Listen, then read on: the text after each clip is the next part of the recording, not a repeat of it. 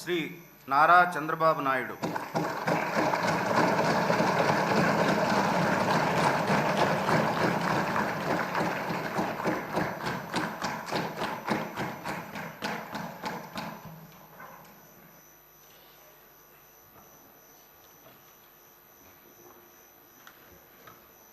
నారా చంద్రబాబు నాయుడు అనే నేను శాసనసభ సభ్యునిగా ఎన్నిక అయినందున శాసనం ద్వారా నిర్మితమైన భారత రాజ్యాంగం పట్ల నిజమైన విశ్వాసం, విధేయత చూపుతానని, భారతదేశ సార్వభౌమాధికారాన్ని, సమగ్రతను కాపాడుతానని, నేను స్వీకరించబోయే కర్తవ్యాన్ని శ్రద్ధాశక్తులతో నిర్వహిస్తానని దైవ సాక్షిగా ప్రమాణం చేస్తున్నాను.